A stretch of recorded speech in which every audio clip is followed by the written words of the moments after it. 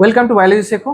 আজকে ডক্টর নওয়াজ শুধু নেই, আজকে তোমাদের সবার প্রিয়, সবার কাছে পরিচিত মুখ মিঠুন স্যার রয়েছেন। Welcome sir. Thank you. বহুদিন অপেক্ষার পর স্যারকে আমি কাছে পেয়েছি, স্যারকে পাশে পেয়েছি, এবং স্যারকে যখন পাশে পেয়েছি স্টুডেন্টদেরকে নিয়ে কথা হবে না এমনটা তো পসিবলই নয়। বর্তমান যুগে স্টুডেন্টরা কোভিডের পর থেকে একটা রেসে ঢুকে গেছে, সেটা হচ্ছে অনলাইন এডুকেশন, যেটাতে আমরাও রয়েছি, যেটাতে বর্তমানে আমাকে দেখতেও পাওয়া যাচ্ছে, স্যারকেও দেখতে পাওয়া যাচ্ছে। এই অনলাইনে পড়াশোনাটাও কিন্তু চালু হয়ে যায় ঠিক কোভিডের পর থেকেই ভারতবর্ষের বুকে বেশি পরিমাণে। সেই জায়গা থেকে ধীরে ধীরে ধীরে ধীরে মানুষ ভেবেছিল যে শুধু পড়াশোনাটা অনলাইনেই হবে, কিন্তু কিছু বছর যেতে যেতে দেখা গেল গার্জেনরা কিন্তু আবার স্টুডেন্টকে অফলাইনেও ভর্তি করাচ্ছে। সেই জায়গা থেকে কিছু স্টুডেন্ট দ্বিধায় পড়ে গেল, আমি অফলাইনে পড়বো না অনলাইনে। কেউ ভাবে অফলাইনে খুব ভালো টিচার আছে, ভালো টিচারের কাছেই পড়ি, তাহলে অনলাইনে এর থেকে আরো ভালো টিচার আছে, তাহলে আমি অনলাইনে পড়ি। এই জায়গা থেকে নানা কনফিউশন। আজকে আমাদের আলোচনার টপিকই হবে সেটাই।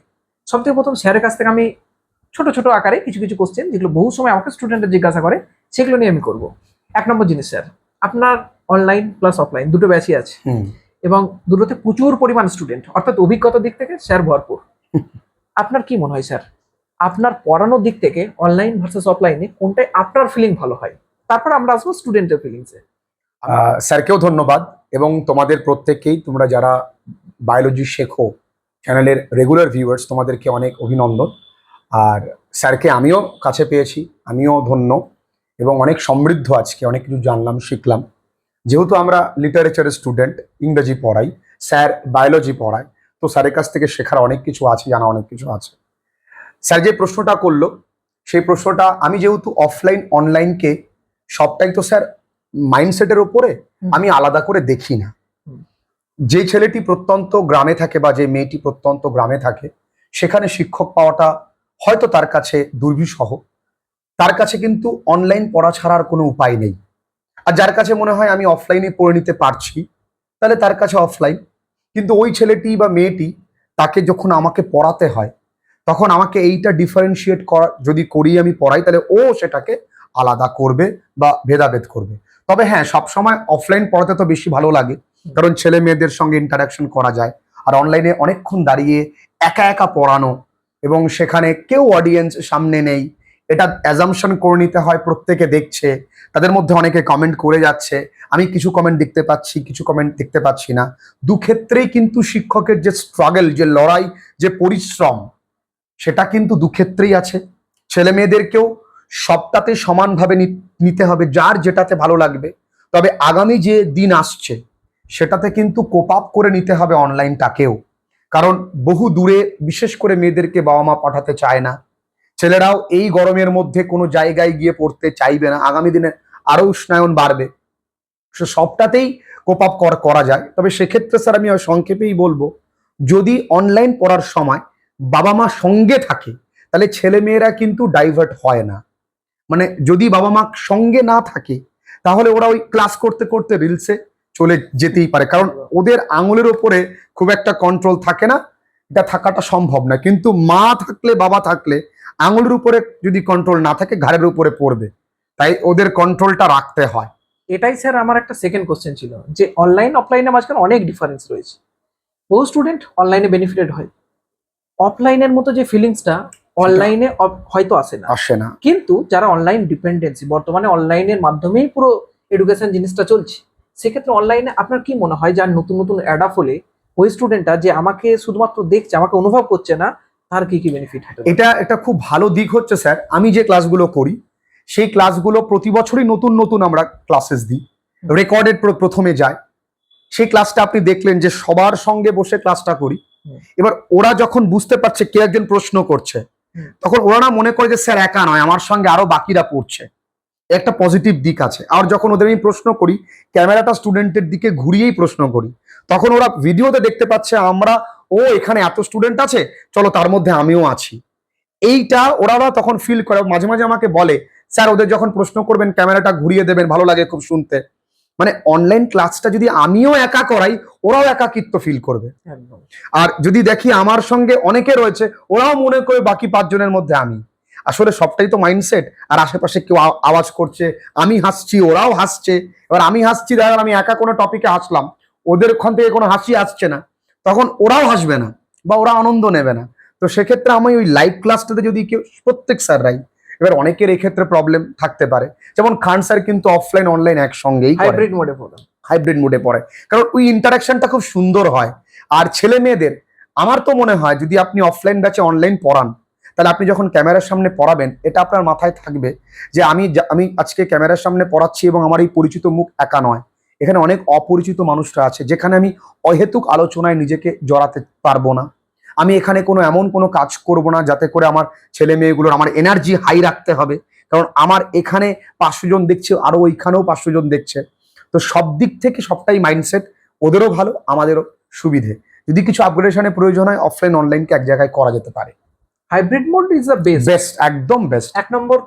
এক নম্বর জিনিস, সব থেকে বড় জিনিস যে অফলাইনে যদি কেউ ক্লাস করে, সে বাই চান্স কোনো জায়গাতে যদি কনসেন্ট্রেশন তার ব্রেক হয়, সে কিন্তু এর পরের জিনিসটা ফ্রি পায় না। একদমই। যদি কিন্তু অনলাইনে কিন্তু সে ফিরে পায় এবং পুরোনো ক্লাসগুলোও পায় স্যার। আমি যদি কেউ অফলাইনে যদি কেউ ধরুন 3 মাস পরে পড়তে আসলো, তাকে কিন্তু ক্লাসগুলো আর দেওয়া হচ্ছে না, সে পরে তোকে রিভিশন দিয়ে দেবো বা আমরা অনেক সময় দিয়ে থাকি, কিন্তু অনলাইনে সে পুরোনো ক্লাসগুলো পাচ্ছে, সে ভিডিওটাকে আবার ব্যাকওয়ার্ড ফরওয়ার্ড করে দেখতে পাচ্ছে, ওর মতন করে অনেক সুবিধার থাকে। সবকিছুরই পজিটিভ নেগেটিভ থাকে, ডিপেন্ডস অন আওয়ার মাইন্ডসেট, আমরা কিভাবে নেব। স্যার আমি বারবার করে বলি, একটা ছোট পাথর, সেটাকে অনেকে পাথর মনে করে, আবার অনেকে ওই পাথরটার মাথায় জল ঢালতে কিন্তু মাইলের পর মাইল হেঁটে যায়। সবটা আমাদের ভক্তি, সবটা আমাদের মাইন্ডসেটের উপরে স্যার। আপনি কিভাবে নেবেন? আপনি আজকে দেখেছেন আমার কাছে কিন্তু বহু দূর দূর থেকেও ছেলেমেয়েরা পড়তে আসে, কোথায় দক্ষিণেশ্বর, কোথায় স্যার পায়রাডাঙ্গা মানে রানাঘাট, প্রায় 40-50 অনেক দূর থেকে আসে। আর একটি ছেলে ভোর 3:30-র সময় ওঠে, সে ট্রেন ধরে, তারপরে আবার সাইকেলে করে স্টেশনে আসে, সেখান থেকে ট্রেন ধরে হাবড়ায় নামে, হাবড়া থেকে অটোয় করে আসে। আমি ওখানে অনেকবার বলেছি, বাবা তুই কেন তুই অনলাইন করিস না? তো ও বলে, স্যার আমি কি করে বোঝাবো যে আমি আপনার কাছে পড়তে যে কতটা আনন্দ পাই। অর্থাৎ ওর ফিলিং আমি কখনোই বুঝে উঠতে পারবো না, বা বাকিরাও বুঝতে পারবে না, সেই স্টুডেন্টরা বুঝবে। তাই তুমি কোন মুডে পড়ছো ইম্পর্টেন্ট না, তুমি কতটা পড়ছো, সেই স্যারকে তুমি কতটা ভক্তি দিয়ে পড়ছো সেটা ম্যাটার করে। দুটো মুডই অত্যন্ত ভালো। এবার তোমার উপরে ডিপেন্ড করছে তুমি কতটা নিজেকে কন্ট্রোল করতে পারছো। আমি একটা এই ক্ষেত্রে সাজেশন দিতে চাই, বহুজন একসেপ্ট করবে হয়তো, বহুজন করবে না। অফলাইনে যারা পড়ছো, যদি সেই স্যার অনলাইনে হাইব্রিড মোডে পড়ায়, অনলাইনে কোর্সের দাম তো খুবই নেগলিজেবল। একদম। অফলাইনে পড়তে পড়তে অনলাইনটা নিয়ে রাখবে। একদমই। This is the best strategy. Best strategy মানে বেস্ট। হতে পারে এটাতে বহুজন আবার ক্ষতিগ্রস্ত হবে। কেমন? তার মাথার মধ্যে একটা থাকবে যে আমার তো অনলাইনে ক্লাস আছে, আমি অফলাইনে আজকে যাবো না, মা বাড়ি যাবো, কেউ আবার এর সঙ্গে ওর সঙ্গে ঘুরতে যাবে। তখন কি হবে, তার অফলাইনে ক্লাসগুলো কিন্তু বাদ যাবে। এক্ষেত্রে কিন্তু সাবধান হতে হবে এইভাবে যে বাই চান্স আমার যদি কোনো জায়গায় রিভিশন করতে প্রবলেম হয়, আমি যেন অনলাইনটাকে কাজে লাগাতে পারি। এটা যেন উদ্দেশ্য না হয় যে আমি অফলাইনে মাঝে মধ্যে পড়তে যাবো না, মামাবাড়ি ঘুরতে যাবো, অনলাইনটা তো এটা আমি দেখেছি অনেকে যদি ক্লাসেস দিয়ে দেওয়া হয়, ধরুন কোনো একটা কারণে পড়তে আসতে পারিনি, সে ক্লাসটা আমার কাছে চাইলো প্রথম দিন যে স্যার আমি আজকে তো আসতে পারিনি, অফলাইনে পরে আমাকে ক্লাসটা দিয়ে দিন।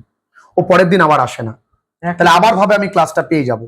তো সেক্ষেত্রে ও কিন্তু এইভাবে আস্তে আস্তে ডিপেন্ডেন্সি এবং ও ব্যাকলগেও পড়ে যায়। ওই যে ক্লাসটা দেখেছে এটা কিন্তু নিশ্চিত নয়, ও নাও দেখতে পারে। তো সবটাই তোমাদের মাইন্ডসেটের উপরে।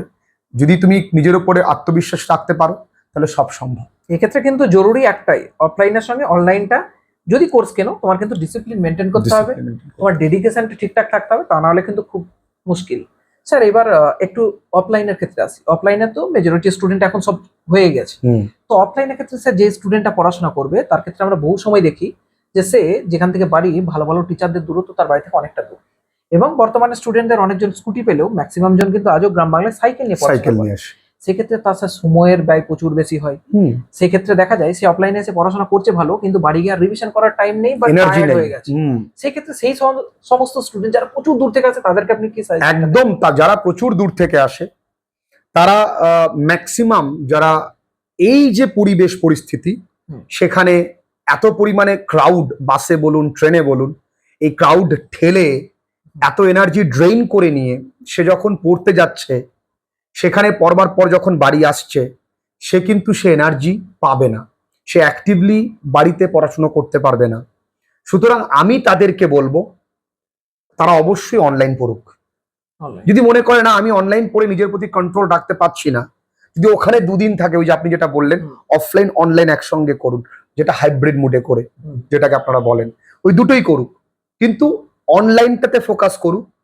এবং অফলাইনটাতে গিয়ে জাস্ট ডিসিপ্লিনটাকে মেনটেন করুক, স্যারের সঙ্গে ইন্টারাকশনটা করুক, যদি কোথাও প্রবলেম থাকে ডাউটটা ক্লিয়ার করুক, একদম সেটা স্যার। করুক। এটা ওয়ান অফ দ্য বেস্ট একটা স্যার সলিউশন দিলেন। অনলাইনে তুমি কথার জন্য বলছি, মাসের মধ্যে ম্যাক্সিমাম টাইমটা অনলাইনে ক্লাস করো।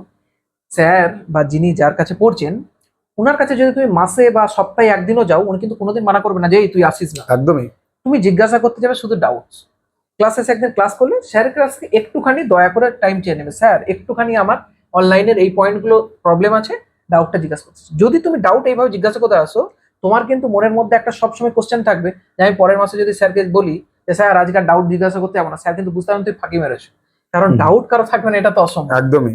তাহলে তুমি যদি ওই ডিসিপ্লিনটা মেনটেন করো, তুমি যদি প্রত্যেক মাসকে মাস, সপ্তাহ পর সপ্তাহ স্যারকে ডাউট জিজ্ঞাসা করতে আছো, সেই স্যারের কিন্তু তোমার প্রতি একটা অ্যাট্রাকশন তৈরি হবে যে অনলাইনে পুরো ছেলেটার এত ডেডিকেশন। এক্ষেত্রে কিন্তু যে সমস্ত স্টুডেন্ট প্রচুর দূরে বাড়ি, যারা খুব টায়ার্ড হয়ে যায়, তাদের জন্য খুব একটা উপকারী সলিউশন। এবার স্যার নেক্সট একটা জিনিসে আসি, অফলাইনে পড়তে গিয়ে বহু স্টুডেন্ট যারা ফিনান্সিয়ালি বহু মানে তুলনামূলকভাবে একটুখানি নিম্ন পরিবর্তিত থেকে আসে, তাদের ক্ষেত্রে অফলাইনে ভালো টিচার পাওয়াটা অনেক মুশকিল হয়ে যায়, বা ফিনান্সিয়ালি তারা একটা স্ট্রাগল মুভ করে। করে। সেই ক্ষেত্রে অনলাইন থেকে পড়তে গিয়েও আমি বহু স্টুডেন্টকে দেখেছি যে তারা অনলাইনের ফিস ওই গোটা বছরে 1000 টাকাও সেটা পর্যন্ত তারা পারচেস করতে পারে না। এটা স্যার, এটা নিয়ে আমার অভিযোগই আছে। হ্যাঁ, আমার অভিযোগ বলতে, ধরুন যদি গোটা বছর 1000 টাকাই হয়, সেটা তাহলে মান্থলি কত টাকা হয়? 100 টাকার কাছাকাছিও হবে। কিন্তু ওই একটু খোঁজ নিয়ে দেখবেন, ওই ছেলেটি যদি ডেটা শেষ হয়ে যায়, ও ডেটা অ্যাড অন করতে কিন্তু ভুলবে না। ওই ছেলেটি যদি তার মোবাইল ফোন রিচার্জ কিন্তু প্রতি মাসেই হচ্ছে, হুম, তাহলে এইখানেও যদি আমি পড়াশুনোর জন্য এতটুকু ব্যয় করতে না পারি, যেটা আমরা অনেক এরকম কোর্স নিয়েছি, যে কোর্স করে আমরা আজকে সফল, হুম। যদি ওই পড়াশুনোর জন্য আমরা ব্যয় করতে না পারি, যেটা সত্যি সামান্য। আরে যারা অর্থনৈতিকভাবে পিছিয়ে, তাদের জন্যই তো অনলাইনটা। হুম, তাদের অল্প অর্থে হবে। আমি অফলাইনে যদি কেউ এসে বলে যে স্যার আমি গরিব মানুষ, আমি দ্বিতীয় প্রশ্ন করি না তাকে। আমি উল্টো বলি, আপনার যা ভালো লাগে তাই। আপনি দেখেছেন আমার ব্যাচে হয়তো একজন থ্যালাসেমিয়া পেশেন্ট আছে, ওর মা আমাকে বলেছিল মাস্টারমশাই আপনার মাইনে কত? বলছে আপনার যা ভালো লাগে, দেওয়ার প্রয়োজন নেই। ওই মেয়েটা পড়ছে, এটাই অনেক। একদম। আমরা অফলাইনে তাকে চিনি, কিন্তু অনলাইনে আমি কি করে বুঝবো এই ছেলেটি সত্য বলছে না মিথ্যে বলছে? আর আমাদের এত সময় নেই যে Verify করা হোক। ভেরিফাই করো, যে তুমি বাবার সাথে কথা বলিও, মায়ের সাথে। এত ছেলে মেয়ে আমাদেরকে প্রতিদিন মেসেজ করে, আমাদের ক্লাসে আমার সঙ্গে ওরা ইন্টারাকশনে থাকে, কোনো প্রবলেম হলে আমাকে হোয়াটসঅ্যাপে ওরা ডাউট পাঠায়। তাই বাকিদের সময় হয় না। আর যে ও যে সত্য বলছে, তো মাকে বলতেই পারে, মা তুমি এরকমটা বলে দিও, 1000 টাকা। তাহলে মোটামুটি 50 টাকা। আরে বাবা, লাভ তোমার কিছু হবে না, তুমি কাকে ঠকাবে? আর যারা স্যার সত্যি পড়াশুনো করে, তারা না অতটা ভাবে না। আর যদি আমরা একবার বুঝি যে স্যার আমি তো গরিব মানুষ, আমার বাবা নেই বা আমার মা নেই, তাহলে আমরা আমাদের মতো করে কনসেশন করে দিই, সেটা আমাদের বোঝা যায়। কিন্তু তার মধ্যে তো একটা ডেকোরাম থাকে, একটা ভদ্রতা থাকে। দেখা গেল কাউকে আমরা বললাম না হবে না, কিন্তু কারণ স্যার আমি তো 4 মাস পরে ভর্তি হয়েছি, আমি 4 মাস পরে, তাহলে আমাকে কেন কম নেবেন না? স্যার আমি তো 5 মাস পরে ভর্তি হয়েছি। তাহলে বাবা, যে শুরু থেকে ভর্তি হয়েছিল সে কি অপরাধটা করেছে? সে কি শুরুতে ভর্তি অপরাধ করে? তুমি তো সব ক্লাস পাচ্ছ, ব্যাকলগ পেয়ে যাচ্ছ, নোটস পেয়ে যাচ্ছ। আর যারা স্যার সত্যি পড়াশুনো করে, তারা তো প্রশ্ন করে না, তারা ক্লাস চেনে, স্যারকে চিনি, ভক্তি ভরে ক্লাস করি, আমি পড়াশুনো করতে এসেছি, এখানে দ্বিতীয় কিছু আর আসবে না। আর স্যার পড়াচ্ছেন, স্যারের পারিশ্রমিক নিচ্ছে, স্যার আপনি বিজনেস করছেন, স্যার আপনি গরিবদের মেরে খাচ্ছেন, এগুলো কি? সত্যি কথা বলতে গেলে আমি বাস্তবে যেটা দেখেছি যে এটা কিন্তু পশ্চিমবঙ্গেই স্যার। মানুষ কিন্তু এতটাও গরিব নয় যে মাসে 100 টাকা পড়াশোনার জন্য ব্যয় করতে পারবে। একদমই তাই। বর্তমান মনে রাখবে, তুমি যেখানে টাকা দেবে, যেখানে তুমি কিছু পরিমাণ অর্থ দেবে, যেখানে তোমার একটা রেসপন্সিবিলিটি আসবে, সেই জায়গার কিন্তু তোমার কাজটা একটু আলাদা ডিফারেন্স দেখাবে। তুমি যদি ফ্রিতে কোনো জিনিস পাও, তার গুরুত্ব থাকে না। একটা গভর্নমেন্টকে আমরা দেখলাম ফ্রিতে প্রচুর কিছু দিয়েছিল, তার কিন্তু একদম। গুরুত্ব কেউ বুঝেছে? না। বোঝেনি। সুতরাং ফ্রি জিনিস তোমার কিছু দিন স্থায়ী থাকে, পার্মানেন্ট জিনিসটাই তোমাকে কিন্তু সফলতার দিকে নিয়ে যাবে। রেজাল্ট, পড়ানোর কোয়ালিটি, এগুলো ম্যাটার করে। তুমি কত কম পাচ্ছ, কত বেশি পাচ্ছ, কত টাকায় পাচ্ছ, এটা নয়, এটা ম্যাটার করে না। সুতরাং অনলাইন অফলাইন নিয়ে আমরা অনেক কিছুই আলোচনা করলাম। আশা করি অনলাইন অফলাইনের বহু ভালো জিনিস খারাপ জিনিস বোঝা গেছে। পার্সোনালি একটা জিনিস আমি সর্বদা বলবো, তোমার যেটাতে ভালো লাগে, তোমার যেটা সুবিধা মনে হবে, তোমার যেমন ফিনান্সিয়াল কন্ডিশন সেই অনুযায়ী তুমি তোমার দায়িত্ব বুঝে তোমার নিজের জিনিসটাকে চয়েস করো। যদি তোমার মনে হয় তোমার ফিনান্সিয়াল কন্ডিশন ভালো না, অনলাইনে পড়ছো, তার উপর তোমার ডিস্ট্রাকশন আছে, তাহলে কিন্তু এটা তোমার দোষ। ওই বিল গেটস একটা কথা বলেছিল না, তুমি গরিব হয়ে জন্মালে তোমার দোষ নয়, মারা গেলে তুমি গরিব হিসাবে তোমার একদম দোষ। একদম। তোমার ফিনান্সিয়াল কন্ডিশন কম, এটা তো তোমার দোষ নেই, তুমি অনলাইনে ডিস্ট্রাক্ট হচ্ছ, এটা কিন্তু তোমারই দোষ, সিঙ্গেল হ্যান্ডলি তোমার দোষ। ওটা কিন্তু তোমাকে শুধরাতে হবে। কারো যদি মনে হয় অফলাইনে পড়াশোনা করে আমার অর্থ ব্যয় বেশি আছে, আমার সময় ব্যয় বেশি আছে, তোমাকেও কিন্তু অনলাইনেতেই কনভার্ট হতে হবে। সুতরাং স্যার অনেক কিছু আলোচনা করলাম, লাস্ট মুহূর্তে যদি কিছু ওদেরকে বলেন। শেষ মুহূর্তে বলবো যে তুমি যার কাছে পড়ছো সে তোমার অফলাইন টিচার হতে পারে, অনলাইন টিচার হতে পারে। তোমার মূল উদ্দেশ্য তাকে পূর্ণ শ্রদ্ধা করে, তার প্রতি পূর্ণ আস্থা রেখে, তার কথা মোতাবেক এগিয়ে চলা, পড়াশুনো করা, আর মাঝে কোনো কিছু রাখা না। কারণ তোমার এত সময় নেই যে তোমার এত ভাবনা চিন্তায় যাও। আমি স্যারকে পেয়েছি, স্যারের জ্ঞানকে আমি ইউটিলাইজ করবো এবং পড়াশুনো করবো এবং আমার নিজের জীবনকে উন্নত থেকে উন্নততর করবো, এটাই যেন উদ্দেশ্য হয়ে থাকে। খুব ভালো থেকো প্রত্যেকে। সবাইকে বেস্ট উইসেস।